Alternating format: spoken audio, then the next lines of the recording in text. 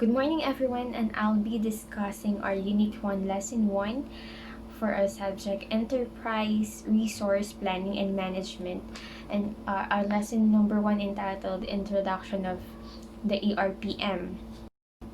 So what is the ERPM all about? ERPM, or Enterprise Resource Planning System, is an information system that generates business processes with the aim of creating value and reducing cost by making the right information available to the right people at the right time to help them make good decisions in managing resources productively and proactively. What do you mean by this meaning?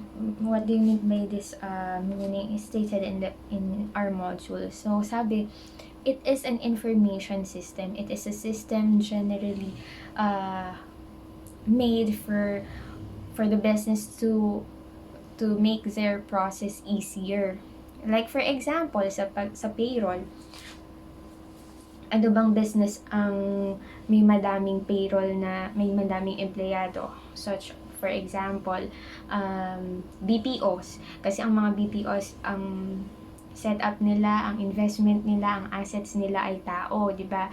Mga call center organizations. So, sa dami ng call center agents, at gagawin mong manual ang pagka-create ng payroll nila or pagtutuos ng payroll nila in computing payrolls, abutin ka ng siyam-siyam. Baka ang cut-off ng company is for the period, for payroll period 1 to 15, tapos ang sweldo mo is 20, tapos meron kang papasweldohin na 200 personnel, gagawin mong manual, kukomputing yan through Excel, ng in and out nila. Tapos, baka yung 5 days na allotted for you to compute that, to generate the payroll summary, or kung magkano yung sweldo nila, kulang pa, di ba? Kasi, from time in and time out, tutuusin mo yung per oras ng pinasok nila, tapos yung mga deductions nila for 200 employees, tapos ang ano mo lang is, ang gamit mo lang is Excel.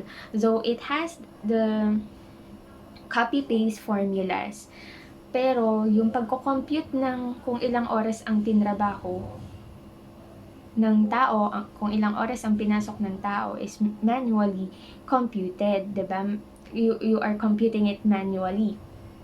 So, mahihirapan ka nga naman kasi hindi naman lahat ng personnel mo is sabay pumapasok, sabay umuwi.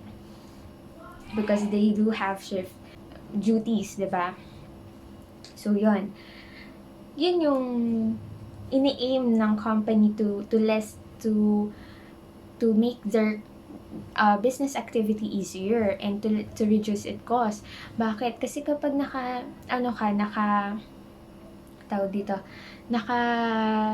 system ka, i-encode mo lang kung ano yung time in nila, i-encode mo lang kung ano yung time out nila, they're automatically computing your pay for that day, for that month, for that week. Samantalang kapag manually, mano mo na siyang kino-compute at baka maabutin ka ng isang araw, hindi ka pa tapos. So, it reduced cost, time-consuming ang pagmamanual for that setup of the businesses. And instead na the payroll personnel is moving on to his or her task for the period of 5 days bago disburse ng payroll, kasi ang pagdi-disburse ng payroll nila is 20. So, time-consuming nga naman, natabunan ng trabaho yung payroll personnel mo because of the manual setup ng company. So, that scenario pertains to reducing cost.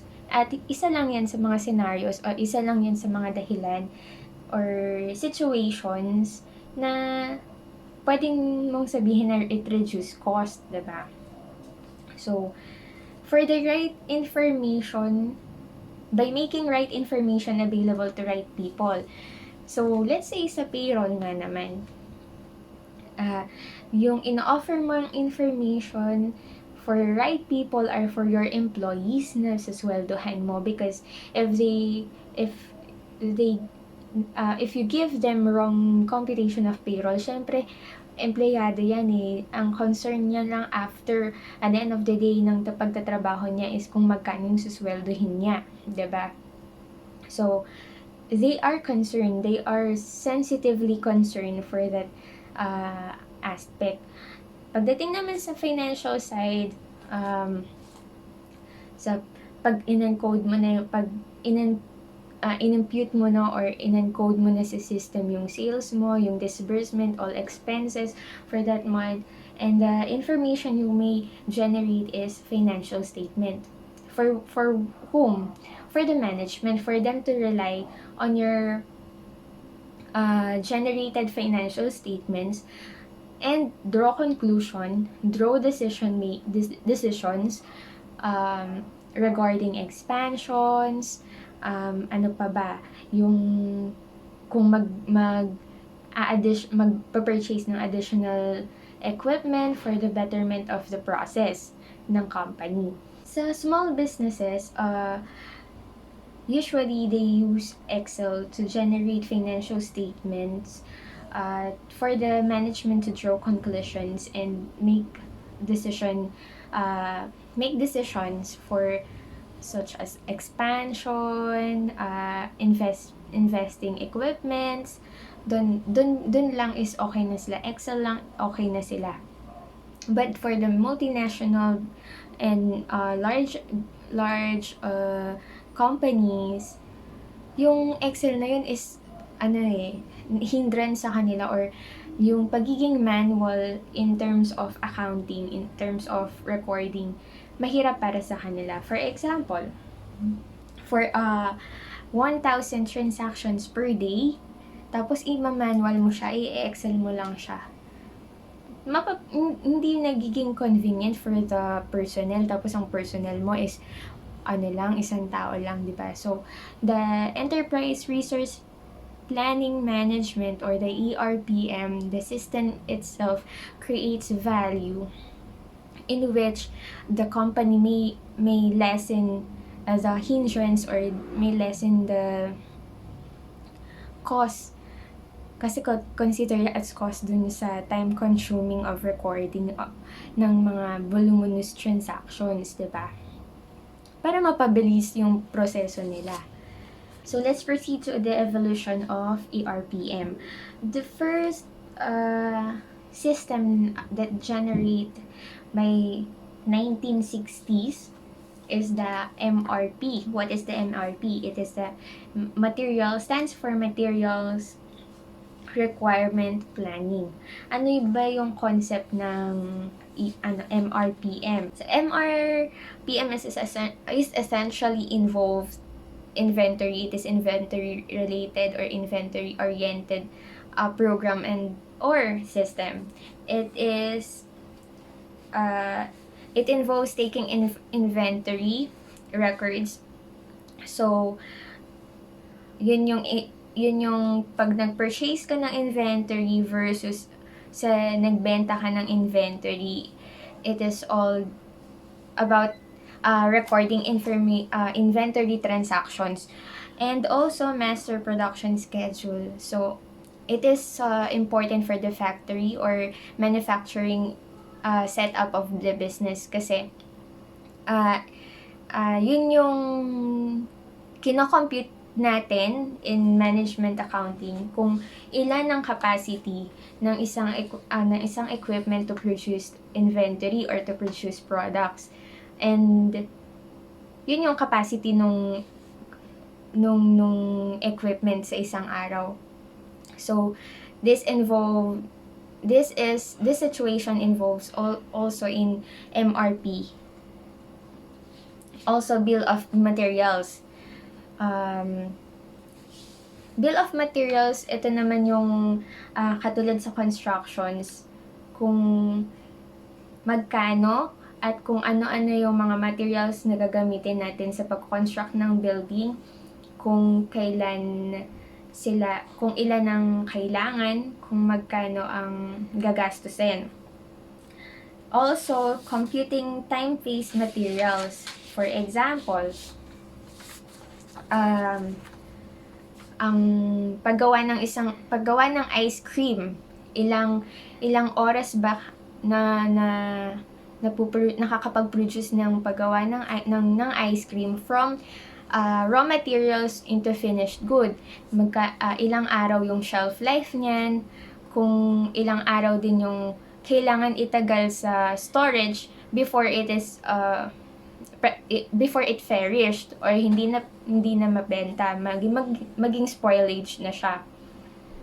Also, component and sub-assembly requirements ng mga inventory. Syempre may mga inventory tayo na part by part siya ginagawa, then at the end of the process or at the end of the manufacturing process, ina-assemble siya to produce the finished product na pwede nating ibenta sa market. Then plan orders, ito yung mga lead time. So kung sa isang production period, 3 to 4 days ang itinatagal sa storage ng isang material para mapasok or para mag-go siya sa working process or ma-proceed siya sa working process natin. Tapos, 2 to 3 days naman siya before ma-convert into finished product.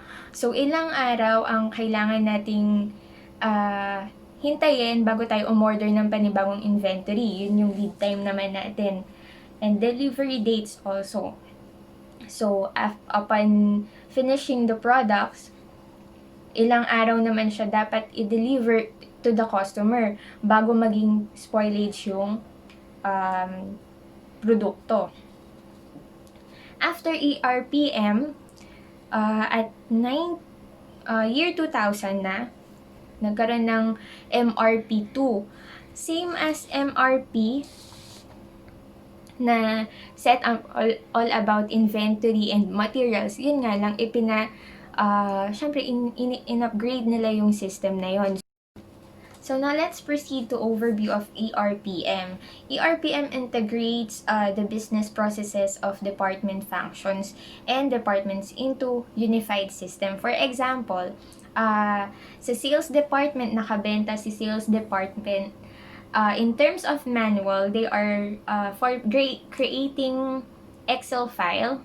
Kapag manual, Excel file ang ginagawa nilang report, then isa-submit nila ito sa accounting yon.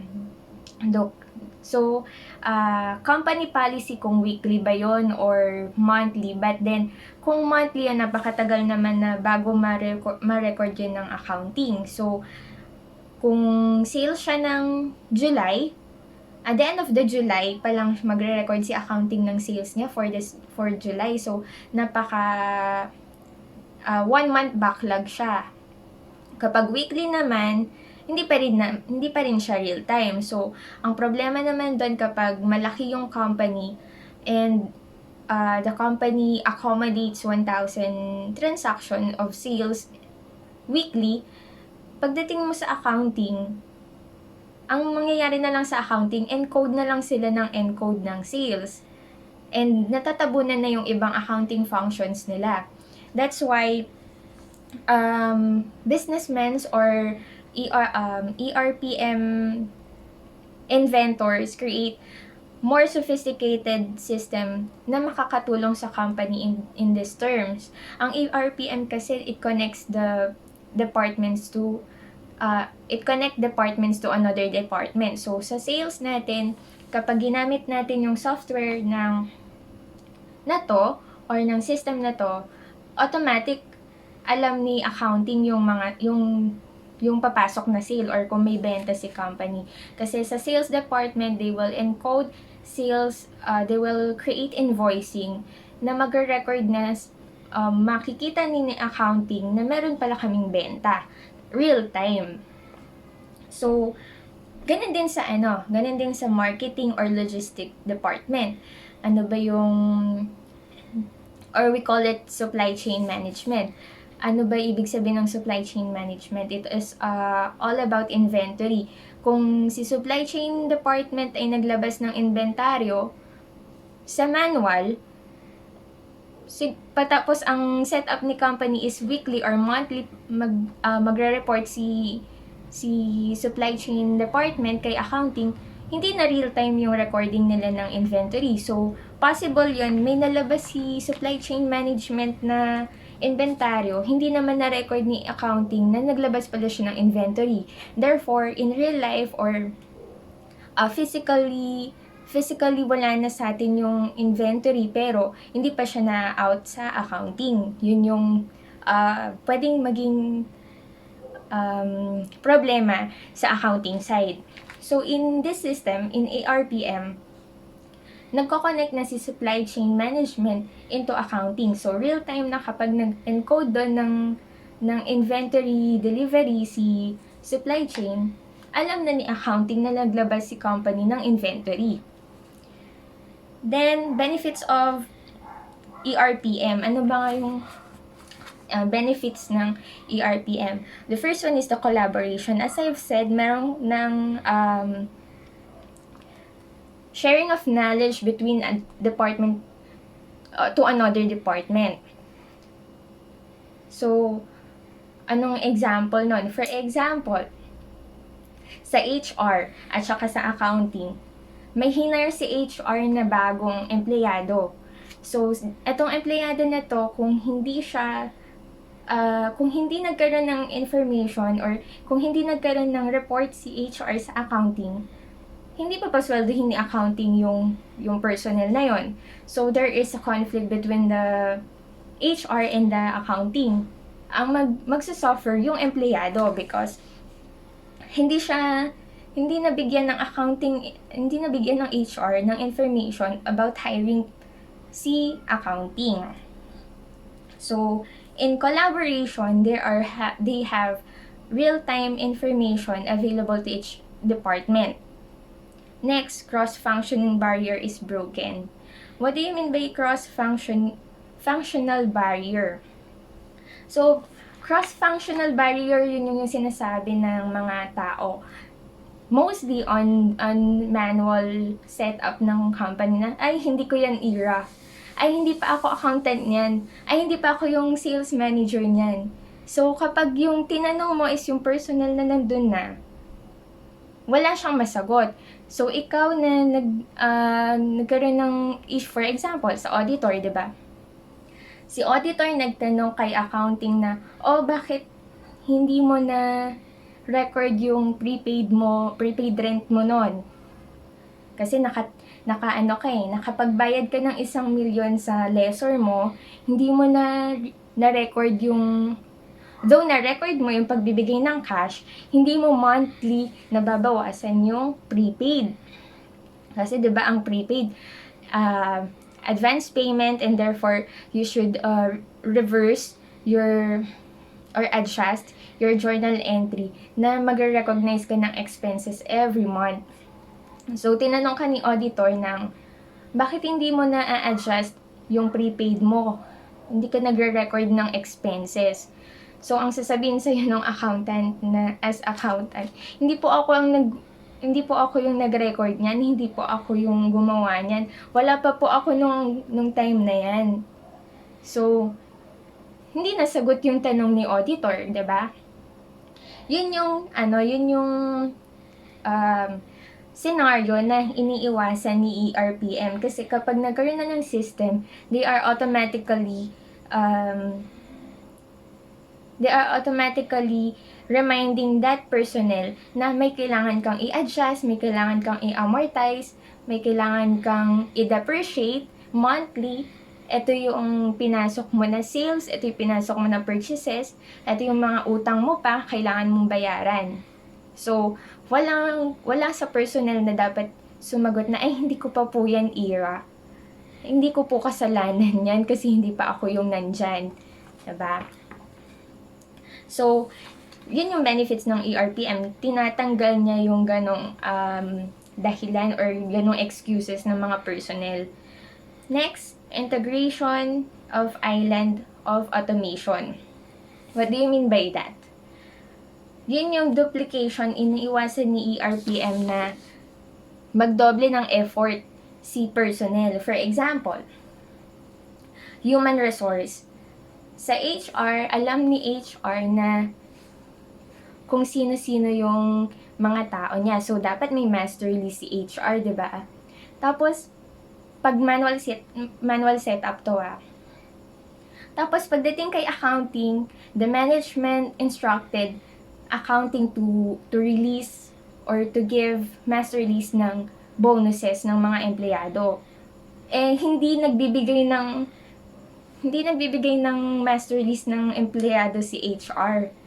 Kasi kunyari, magkaaway si HR at saka si accounting, 'di ba? Magkaaway yung payroll master or tapos yung accountant dun sa company. So, hindi nag-share ng master list ng empleyado si HR kay accounting. So, ang tendency, ang gagawin ni accounting, mag-create ng sarili niyang master list na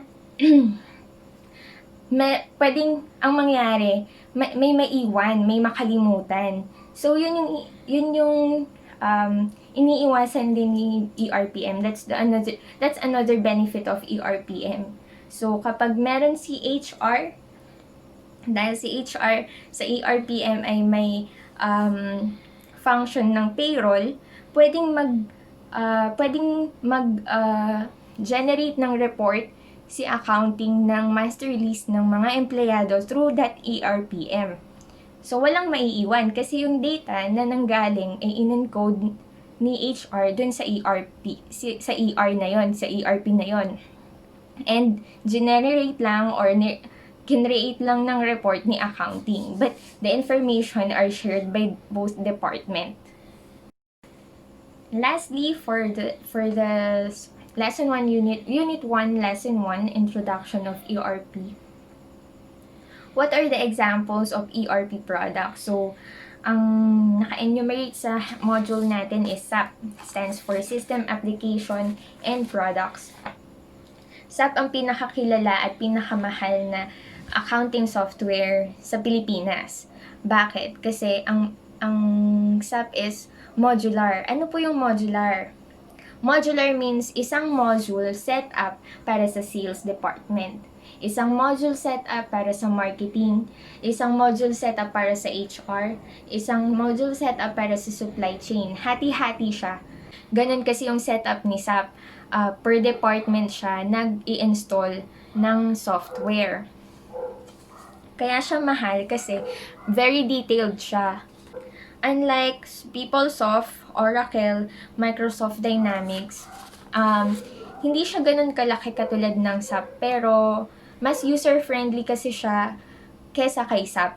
Si SAP kasi security-oriented. Also, meron pang ibang ERPM products na user-friendly and for small businesses. Ano yan? Yun yung QuickBooks, Peachtree, MYOB or Mind Your Own Business, Harmony, IFCA.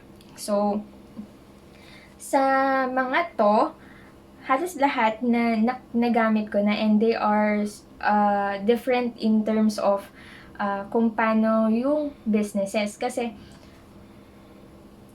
ang naging